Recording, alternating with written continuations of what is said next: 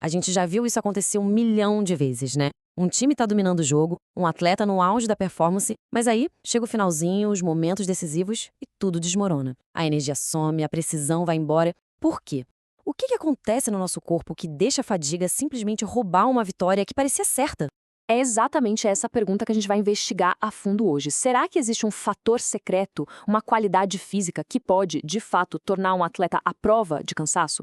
A gente vai mergulhar nos dados para descobrir qual é a tal arma secreta contra a fadiga no final do jogo. E para começar, vamos por um caminho que talvez seja um pouco inesperado.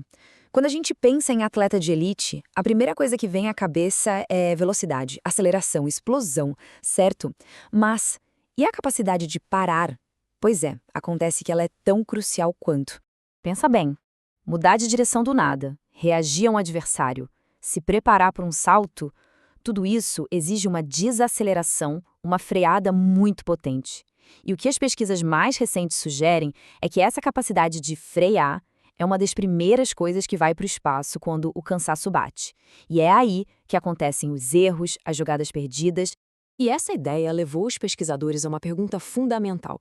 Ok, se a freada é tão importante, que tipo de força física protege essa habilidade contra a fadiga?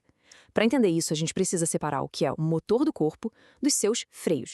É só imaginar o nosso corpo como um carro de altíssima performance. A força concêntrica, que é quando o músculo se encurta para gerar movimento, ela é o nosso acelerador, é o que empurra a gente para frente. Agora, a força excêntrica, que acontece quando o músculo se alonga enquanto ainda está sob tensão, bom, esse é o nosso sistema de freios. É ela que absorve o impacto e permite que a gente pare com controle e precisão. E essa contração excêntrica é um baita paradoxo. É ela que mais causa dano muscular. Sabe aquela dor do dia seguinte?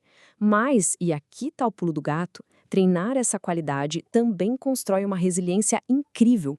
É como se, ao forçar os freios, a gente deixasse eles muito, mas muito mais parrudos. Então, para descobrir qual desses tipos de força realmente faz a diferença, os pesquisadores criaram um teste, e olha, um teste brutal. Ele foi desenhado para simular exatamente aquela exaustão do fim de jogo e ver qual qualidade física aguentava o tranco. O foco da medição estava todo nesse momento crítico, a desaceleração depois de um sprint máximo. Os pesquisadores estavam de olho na fase inicial da freada, que é aquela parada mais brusca, mais forte, e também na fase tardia. A grande pergunta era como a exaustão total ia afetar essa capacidade de pisar no freio. E como eles causaram essa exaustão? Simples, com 50 repetições. 50 vezes os atletas tiveram que fazer a mesma tarefa. É um volume gigantesco, feito para levar qualquer pessoa ao limite absoluto. Essa tarefa, que tem o nome técnico de aceleração-desaceleração repetida, era direta, mas implacável. Correr o mais rápido possível por 10 metros e parar o mais bruscamente possível. E repetir isso 50 vezes. Agora, vamos ver o que eles descobriram com essa loucura toda.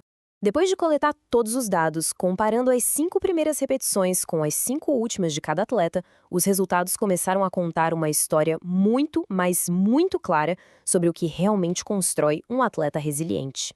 A primeira grande descoberta não foi exatamente uma surpresa. O teste funcionou. O desempenho na desaceleração, naquela fase inicial, a mais importante, piorou. E piorou muito para a maioria. Eles simplesmente não conseguiam mais frear com a mesma potência. A fadiga estava ganhando a batalha. Mas aqui que vem a pergunta de US$1 milhão. Porque, veja bem, nem todo mundo se desgastou da mesma forma. Alguns atletas resistiram muito melhor.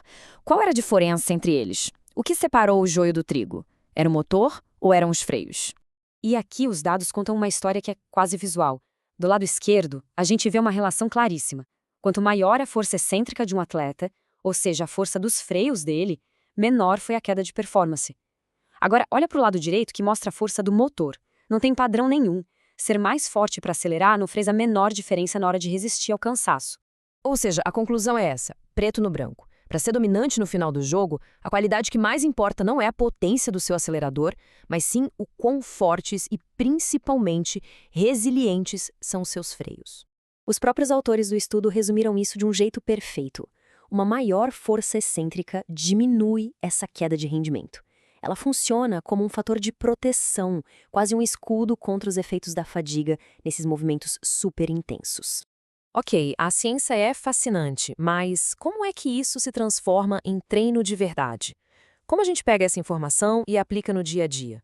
Vamos para a parte prática de como construir freios melhores. O mecanismo por trás disso é bem legal. Cada freada causa microlesões no músculo. Só que o treino excêntrico força o corpo a se adaptar de um jeito único.